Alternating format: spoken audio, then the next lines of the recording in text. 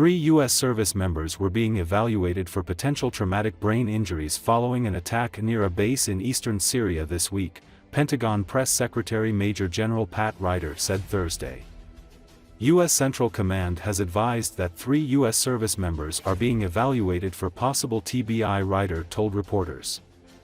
Ryder said U.S. Central Command is still evaluating who was behind the attack near Mission Support Site Euphrates, which prompted the U.S. to conduct counterstrikes on Tuesday. At the time, the Pentagon said rockets and mortars had landed in the vicinity of the base. The U.S. has about 900 troops in Syria to conduct missions to counter the Islamic State group. Meanwhile, Syrian insurgents have swept into the central city of Hama after days of intense clashes with government forces. The Syrian army said Thursday it has withdrawn from Hama after insurgents broke through its defenses. It is yet another setback for President Bashar Assad only days after losing control of Syria's largest city, Aleppo. The Syrian army said it redeployed from Hama and took positions outside the city to protect civilians. The stunning week-long offensive appears likely to continue, with the insurgents setting their sights on the central city of Homs, the country's third largest. Homs is the gate to the capital of Damascus.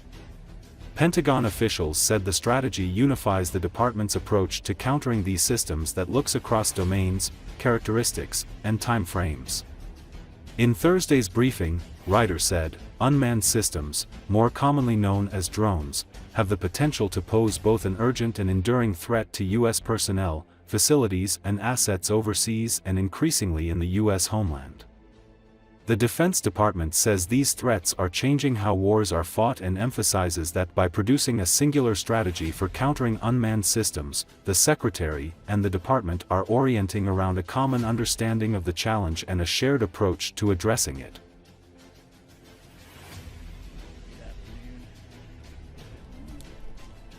Things here at the top. We'll get right on Tuesday, I highlighted U.S. self-defense strikes in the vicinity of MSS Euphrates in Syria when U.S. forces faced an imminent danger due to several threats to include rockets and mortars fired in the direction of U.S. forces in the area.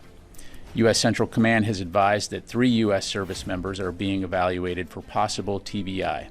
As you know, those numbers can fluctuate, and I'm not aware of any other injuries at this time. Again, we'll not hesitate to take appropriate action to protect our forces if they are threatened. At all for any transition meetings or anything here in the Pentagon?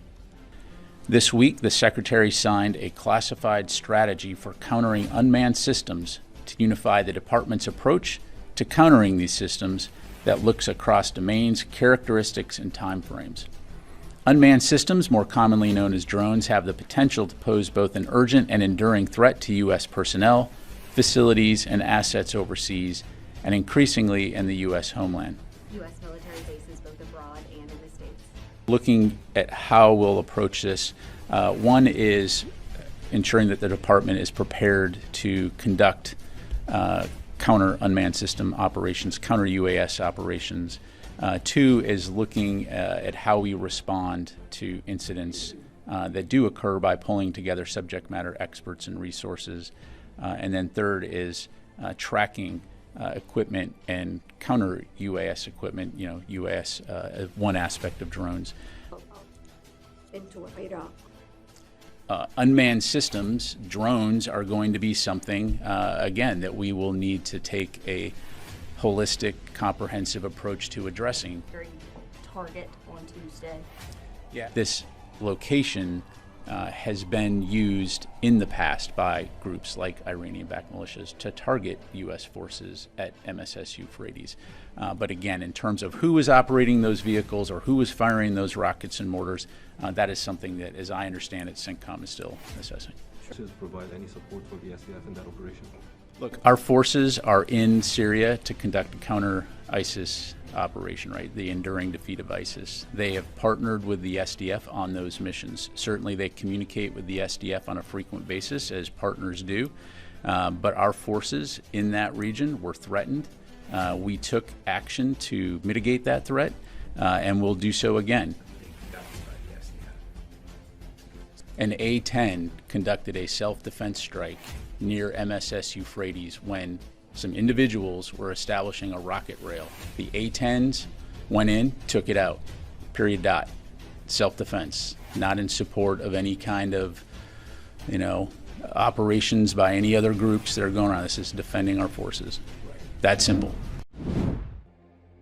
China announced sanctions on Thursday on 13 American companies and 6 executives in response to recently announced weapons sales to Taiwan.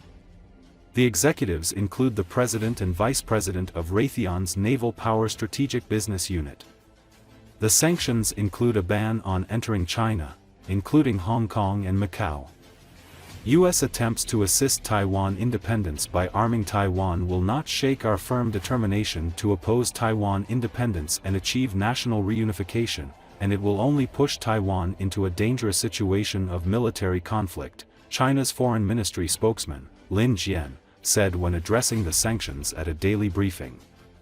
The sanctions were announced as Taiwan's President Lai Ching-te reportedly held phone calls with U.S. congressional leaders on Thursday while visiting Guam, his second U.S. stop on a Pacific island trip. China, which considers Taiwan a renegade province, opposes any official interaction between the island's government and the United States. The U.S. is the main overseas supplier of arms for Taiwan's defense, and has naval and air force bases on Guam. During the briefing, Lin also reiterated that China had no comment on the stunning but brief imposition of martial law by South Korean President Yoon Suk-yeol on Tuesday night, saying it was the internal affairs of the country. Lin added that China's position towards the Korean peninsula remains unchanged when asked about the country's views on the impact of the declaration on the peninsular situation. Separately, Lin refuted forced labor claims in China when asked about a recent BBC report alleging Italian tomato purees sold by several UK supermarkets contain tomatoes grown and picked in China using forced labor. China has denied allegations of arbitrary detention and forced labor in the far western region of Xinjiang.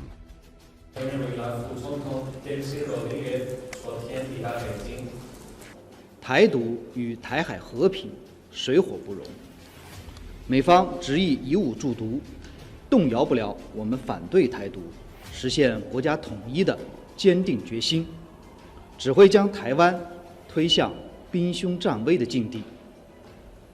中方敦促美方恪守一个中国原则和中美3个联合公报，特别是817公报的规定，兑现美国领导人不支持台独的承诺，立即停止武装台湾，停止纵容支持台独势力以武谋独。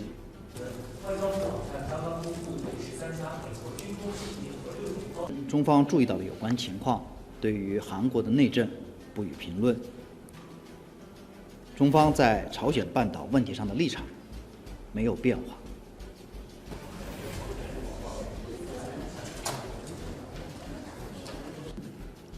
我们多次强调，新疆不存在强迫劳动，中国政府也始终坚决反对并严厉打击强迫劳动。新疆番茄和新疆棉花一样，都是享誉世界、家喻户晓的优质产品。从种植到采收已基本实现了机械化，机采率分别超过了90%和85%，又何谈强迫劳动呢？为中国网友出面，请问中方能否介绍